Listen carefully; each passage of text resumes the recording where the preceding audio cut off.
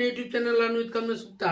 आइए BEd entrance exam में पूछे जाने वाले जीके के जो भी प्रश्न पूछे जाएंगे, जिन जिन विषयों से पूछे जाएंगे उस पर चर्चा करते हैं। तो उसमें एक विषय आपका पूछा जाएगा जो भूगोल, और भूगोल से किसी भी कंपटीशन में क्वेश्चन पूछे जाते ही हैं। तो आइए भूगोल को मैं चालू करता हूं। भूगोल का ये पहला क्लास होगा और यहाँ से आप प्रारंभ करेंगे और आगे तक प्रत्येक इंपॉर्टेंट टॉपिक को मैं आपके बीच कराऊंगा और प्रत्येक इंपॉर्टेंट टॉपिक को आपको मैं बताऊंगा कि किस प्रकार से क्वेश्चन आते हैं और प्रत्येक टॉपिक से कैसे कैसे क्वेश्चन आपसे पूछे जाते हैं। तो आइए देखते हैं भूगोल। यानी भूगोल को हम अंग्रेजी में जब बात करें तो जियोग्राफी कहते हैं, और जियोग्राफी का जब हम बात करें तो जियोग्राफी दो शब्दों से मिलकर बना है। एक है जियो और दूसरा है ग्राफो। और जियो और ग्राफो दो शब्दों से मिलकर है, जिसमें जियो का अर्थ होता है पृथ्वी और ग्राफो का अर्थ होता है वर्णन करना। यानी हम ये देखें तो भूगोल एक ऐसा विषय है जिसमें हम पृथ्वी के विषय में वर्णन करते हैं या उससे संबंधित जानकारी ज्ञात करते हैं या उसके विषय में पढ़ते हैं।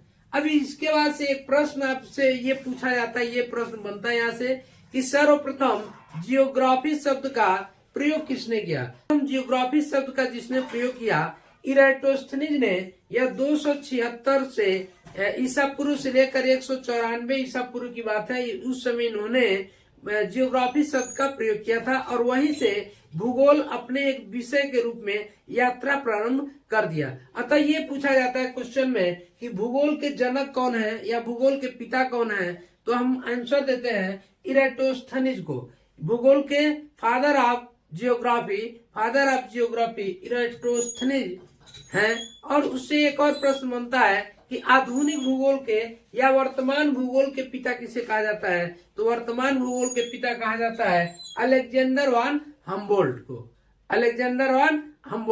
अगला टॉपिक देखते हैं ब्रह्मांड। ब्रह्मांड क्या है? देखिए, ये जो भी दिखता है आपको, चाहे वह कोई ग्रह हो, उपग्रह हो, सूर्य हो, चंद्रमा हो या जो भी पिंड हो, ये सारे के सारे इसी यूनिवर्स के हिस्सा है, ब्रह्मांड का हिस्सा है। तो इस ब्रह्मांड की उत्पत्ति कैसे हुई, आइए इसको जानते हैं कि आखिर ये ब्रह्मांड की उत्पत्ति हुई कैसे। तो ब्रह्मांड की उत्पत्ति भूगोल वेत्ताओं ने अलग अलग मत रखे, लेकिन उसमें से सर्वाधिक सर्वमान्य मत जो आया वह था बिग बैंग थ्योरी, यानी महाविस्फोट सिद्धांत। और महाविस्फोट सिद्धांत का प्रतिपादन किसने किया था, यानी महाविस्फोट सिद्धांत किसने लाया, तो वह थे बेल्जियम के रहने वाले एक पादरी थे, जॉर्ज लेमेंतेयर। जॉर्ज लेमेंतेयर ने एक सिद्धांत दिया कि यह जो ब्रह्मांड की उत्पत्ति हुई है वह महाविस्फोट सिद्धांत पे हुई है, बिग बैंग सिद्धांत पे हुई है। अब बिग बैंग सिद्धांत क्या है, इसके विषय में परीक्षाओं में पूछा भी जाता है। बिग बैंग सिद्धांत का प्रतिपादन किसने किया या किसने लाया, तो बिग बैंग सिद्धांत लाया जॉर्ज लेमेंतेयर ने। और बिग बैंग सिद्धांत क्या है, इसके अनुसार यह है कि जो भी ये ब्रह्मांड दिखाई दे रहा है, चाहे सूर्य हुआ, तारे, ग्रह, उपग्रह, पिंड, ये सारे चीज एक समय ऐसा था कि यह एक पिंड थे और यह जो पिंड बना हुआ था यह सब एक ही था, एक गोला था या एक पिंड था। और यह बना हुआ किस चीज का था, यह बना हुआ था धूल का, कण का और गैस का। इस पिंड का ग्रेविटेशनल फोर्स यानी गुरुत्वाकर्षण बल इतना ज्यादा था कि यह धीरे धीरे सिकुड़ता चला जा रहा था। यानी जो भी इसके पास चीजें आती या इसके पास चली आती, इसका गुरुत्वाकर्षण बल बहुत ज्यादा था और यह धीरे धीरे सिकुड़ता हुआ चला गया। एक विस्फोट हुआ और जब विस्फोट हुआ यह चीजें एक हद के बाद से यह फैल गई और यह जो फैली, यह विस्फोट होने के बाद से ऐसे ऐसे बहुत से पिंड तैयार हुए, ऐसे बहुत से पिंड तैयार हुए। और यह पिंड क्या हुआ, आगे चल करके यह जो पिंड निकले इसमें भी धूल, कण और गैस के गोले ही थे। क्योंकि यह वही थे, यह जब फैले तो ये फैलते हुए चले गए चारों दिशाओं में। यह एक धूल कण और गैस का बादल के रूप में यह फैल गए। और जब फैले तो क्या हुआ, इसमें कई ऐसे पिंड थे जो हाइड्रोजन गैस के नाभिकीय संलयन क्रिया के कारण हीलियम गैस का निर्माण किए। और यह हीलियम गैस क्या हुआ, इतना जो है ज्यादा गर्म हुआ, यह पिंड इन गैसों की वजह से यह इतना गर्म हुआ कि यह जलने लगा और इससे काफी मात्रा में ऊर्जा और प्रकाश निकलने लगे। अतः इससे जो यह पिंड जलने लगे, वह पिंडों से क्या हुए, ऊर्जा निकलने लगे और ऊष्मा निकलने लगे और यह एक तारे का रूप ले लिए। अब यहां से बना एक तारा।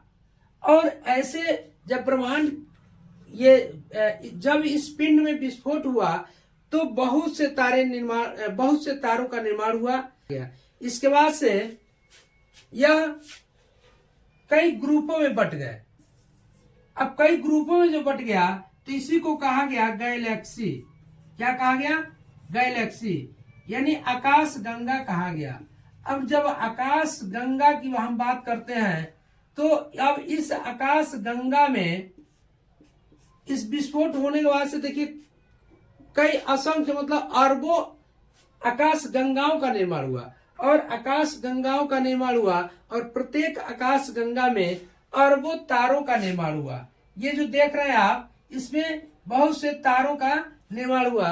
एक आकाश गंगा में अरबों तारे हैं और प्रत्येक तारे की बात करें तो प्रत्येक तारे के इर्द गिर्द इसके चारों तरफ चक्कर लगाने वाले बहुत से ग्रह हुए और यह तारों का चक्कर लगा रहे थे, ग्रह, उल्का पिंड। तो इस तरह से देखें हम कि यह महाविस्फोट होने के बाद से अरबों आकाश गंगाओं का निर्माण हुआ, गैलेक्सी का। और उसके बाद से एक आकाश गंगा में अरबों तारों का निर्माण हुआ। अब हम बात करते हैं कि सूर्य की। बात करते हैं हम सूर्य की।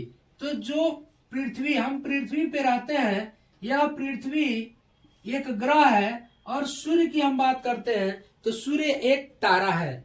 यानी सूर्य जब तारा है तो वह किसी न किसी गैलेक्सी का हिस्सा ही होगा। जब सूर्य एक तारा है तो यह तारा किसी न किसी आकाश गंगा का हिस्सा होगा। तो यह भी, सूर्य भी एक आकाश गंगा का हिस्सा है जिसका नाम है दुग्ध मेखला। दुग्ध मेखला। या हम ये कहें कि पृथ्वी का जो गैलेक्सी है, ये देखिए